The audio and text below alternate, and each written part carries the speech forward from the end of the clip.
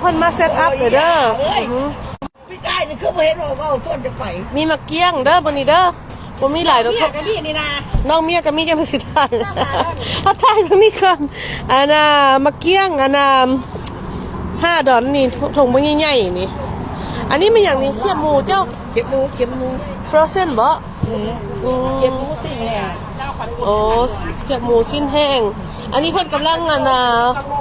หากะมาเด้อนี่เดี๋ยวนี้กำลังจัดเครื่องจัดของอยู่นักเหมือนมันแบบน้าสาวก็มันหั่นนะฮะน้าสาวก็อุ้ยมักม่วงต้นนี้มันแพงมักส้มนี่5 ดอนโอ้ยมีแต่แนวแซ่บๆอันนี้หันเซียนแหกหมานเจ้าก่อนน้าสาวตัวนี้นี่ปลานี่โอ้ยคนเห็นโคตรบ่ได้บ่เฮาสิไปใส่กับอันนั้นเฮากับตำบักหุ่งเฮาสิเก็บอันนั้นไปเรื่อยๆของนี่ก็ได้แล้วเอามาตัวนี้เอาเงินแห้งมันให้แล้วเฮายังต้องเข้าไปในพุ่นไปเอาหักจอกไว้ก่อนเพราะว่าจังนั้นมันสิหมดอันมื้อทิศก่อนนี่มั้งแม่งามอันนี้บ่เป็นปลาธรรมดาเด้ออันนี้เป็นส้มปลาทอดโอ้ยน้ำลายบ่ยังบ่ได้กินกันน้ำลายเห่ยเลยนี่มั้งแม่แล้วเฮ็ดก่อนแล้วมื้อละจังหน่อยค่อยขายเบิดบ้านเจ้าย่านี่ก็แม่นไผอยากได้อันเลือดนี่เป็นซ้ำนี่อันนี้เขาออเดอร์แล้วโอ้ออเดอร์แล้วบ่กระปุกเท่าเด้อดอนอันนี้น่ะอันนั้น10 ดอนอันนี้เขาออเดอร์แล้ว10 ดอน20 ดอนบ่ไปเลี้ยงครอบครัวได้เด้ออันนี้ก็5 ดอนนี่มื้อนี้หานันซุปเฮ็ดแม่ค้าเฮ็ดด้วยคำหักเลยเพราะว่ามื้อนี้เป็นวาเลนไทน์มันจะเอาใส่ใจสุดๆเลยได้เห็นนี่น่ะอย่าเอาใจใส่ได้มื้อนี้หั่นบ่แม่นธรรมดาใส่ใจแล้วมึงขายดีๆเด้อเอาใจใส่มื้อนี้นี่ซื้อได้ขายหมานซื้อได้ขายหมานจังได้ปล่อยให้มันเพิ่นจัดก่อนจัดแล้วเฮาจังสิมาถ่ายใหม่มีแต่ว่าเป็นไผอยากมาตอนเช้าหั่นยังบ่ฮอด 9 โมงค่ะเพิ่นมาจัดแล้วเป็นไผอยากได้กับข้าวไปเฮ็ดเวียกเอาไปกินก่อนกันนี่ได้เฮายังได้ปลาเฮาก่อนแล้วนี่ก็ได้ย่านมันหมดนี่ก็ได้อุ้ยมันชัดมาเช้าได้ขายดีแล้วพวกเจ้านี่โอ้ยแห้งมากกว่าบุญเฮา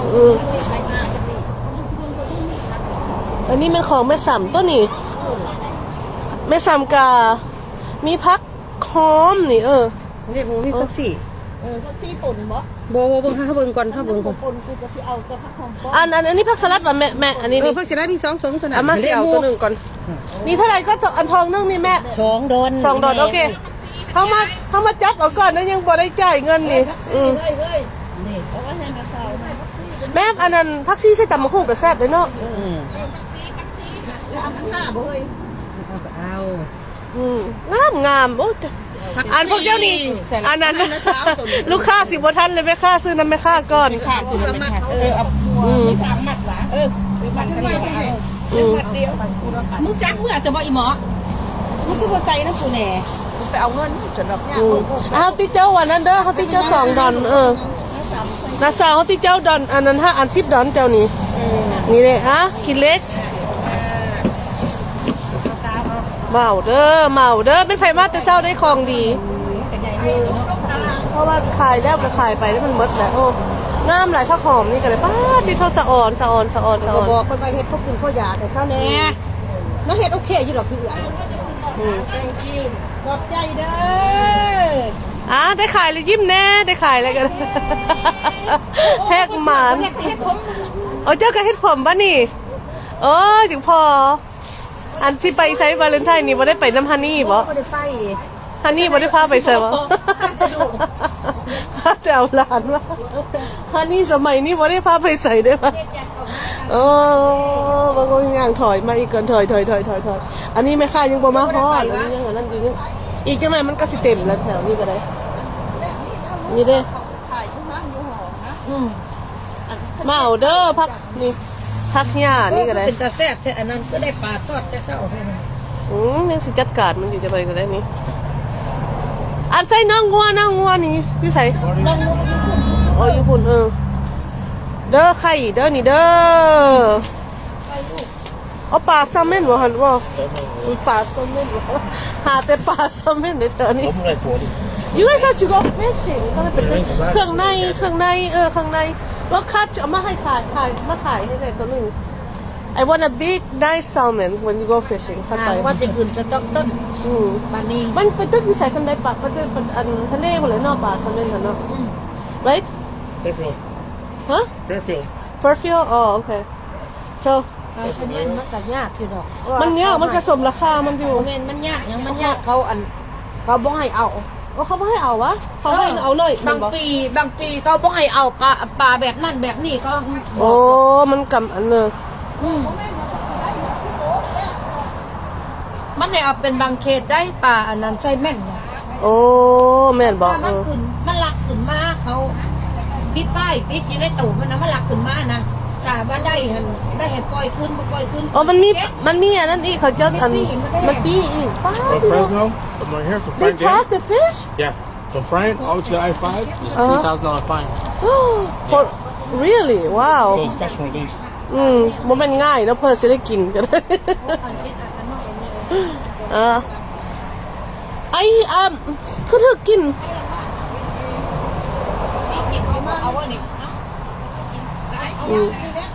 มาก่อนกับปั่นกันโอเคเจ้าหน้าที่ไทยใหม่เด้อเดี๋ยวนี้ยังบ่ได้เป็นบ้านเป็นเมืองเถื่อหันอันตลาดนัดเฮานี้ก็ได้ยังเซตอัพอยู่อลัมเด้ขายแต่กล้วยมื้อนี้นี่บ่มีเมนูสเปเชียลเมนูบ่มันมีอย่างนอกจากกล้วยทอดกับเผือกทอดมันนี่ โอเคมาเด้อเพิ่นกำลังทอดเพิ่นมาวันนี้ให้มันสิบ่ได้อยู่ดอนได้เพราะว่าเพิ่นคือสิมีวาเลนไทน์ว้าววาเลนไทน์ มันพยากอันนั้นก็พาเราไปเลี้ยงข้าวแล้วก็มีคู่นี่ซิงเกิลเด้อผู้บ่าวเด้อผู้บ่าวกำลังหาผู้สาวยังถ่ายอยู่อันนี้หันแม่เฮือนเฮ็ดกินกระแซบขายโฆษณาอีกเฮ็ดกินกระแซบแม่ก็ที่ดีให้ลูกอีกฮะผู้บ่าวลูกติดกับบ่เป็นลูกติดกันได้สิจะแค่ซอยท่านผู้บ่าวใจดีด้วยมิจะให้ผู้บ่าวใจดีท่านบ่ใจดีแล้วบ่ให้ส่งใบสมัครมาเนาะลำเนาะต้องเบิ่งซะก่อนแล้วตีบ่เป็นเป็นอะไรก็สิพูดกันว่าสิหลังจากก่อนสิครบอลัมก็ต้องได้สัมภาษณ์ตู้นี้ก่อนนี่อันนี้หันเป็นตู้แม่นี่คันสิไปเที่ยวกับลูกสาวเพิ่นต้องได้ถามเพิ่นก่อนถูกนะนี่แม่อีแม่ต้องได้เอ็กซเรย์เบิ่งก่อนเอ็กซเรย์หัวใจเอ็กซเรย์เบิ่งก่อนแล้วเจ้าเด้วาเลนไทน์นี่บ่ได้ไปไสบ่นี่โอ้ยแม่ก็มีแล้วเพราะว่าอันเบ้าหมอนนั่นเด้ไอ้เบ้าจันสมอนนั่นเด้โอ้กอดตลอดอยู่มีผู้ชายชื่อจันสมอนเขาสิตื่นเต้นว่ามันคือไม่ไผเลยนะจันสมอนกอดทุกคืนอยู่มันเชื่อกังเว้นกับกอดอันนั้นเด้เพราะว่านี่เฮ็ดอันนี้อย่างก็นั่งอ้อยให้วันนี้ลูกโทรไปแม่จะเฮ็ดกันคือโอ้ยร้อนเพราะว่าอันเจ็บโหแล้วเจ้าซื้อติ่งงัวOh my goodness ซื้อติ่งงัวแล้วเจ้าก็เฮ็ดso อันนี้เห็นแม่อีแม่นี่ก็ลังพูนอันตู้เพิ่นก็ได้ยังบ่ได้นั่นยังบ่ได้เซตอัพอันได้แม่2 ดอน1บ่แม่ซื้อเลยได้นี่ก็ได้จังได๋เฮาอันนั้นจังได๋ได้มาเฮาสิอันนั้นใส่พระธาตุแล้วเฮาปะอันกินตำบักหุ่งน้ำกันโอเคอย่าค่อยสิคอลเลกไว้อันนี้มื้อนี้อันนั้นได้อันมาไว้แล้วอันจังได๋เฮาสิอันสั่งตำบักหุ่ง I'm gonna order 1 tray โอเคขายดีๆได้แม่ก็ยังบ่ได้เซตอัพนี่อุ้ยอีแม่ก็เลยอันเอาเงินไปให้เพิ่นซะก่อนให้เพิ่นได้เฮ็ดมาเฮาก็คือกันหั่นแหละมีส้มตีนงัวนี่ก็ได้ส้มอันน่ะเป็นหยังก็นี่อันนั้นส้มผักกาดส้มผักกาดโอ้แล้วก็มีอันนี้แกงหน่อไม้มาเด้อตู้แม่หั่นแม่นอันก้อยเอาไข่ให้เบิ่งอันนี้ก็แม่นแก้วอันคันบ่เห็นแล้วก็สิว่าได้ป่ะเอาก่อนเพิ่นก็บิซี่เห็นเพิ่นแก้วขมแจ่วขมกับมันก่อยเนาะแจ่วยอดมุ่นหั่นนะไข่ปลาแห้งอันได้ก่อยกันน้อยก่อยเฮ็ดอันละน้อยหั่นน่ะ อันนี้เป็นแก้วยอดนั่น ยอดขมฮัน ยอดขมยอดหวายหั่น โอ้เจ้ามาอยู่วันละใบให้แม่รันหัน เอามาอยู่ เอาไว้ให้เพิ่นเด้อพ่อเพิ่นอยากอันเฮ็ดอันนั้น อันนี้เป็นแก้วยอดหวายนี่ดิ นี่เด้อพี่น้องเด้อมาเอาเด้อ ยังสิเอาหอม ถ้าได้ลูกค้ามาเลยลูกค้าจะ มันนี่โบเฮ็ดหลายปานใดเพราะว่าคันเฮ็ดหลายกับอันเมื่อย Happy Valentine จูย่าไม่อ้อยย่าเขี้ยว น้ำนั่งอ้อยพุ่นแหละ ค่อยขึ้นมาจะมาซื้อของกิน ชื่อย่า ป้าใส่ลูกค้าค่ะ เมี่ยงมันจะได้ไม่รสชาติอ้อยโลดมันว่ะ โอเคมาขายเครื่องก่อน มา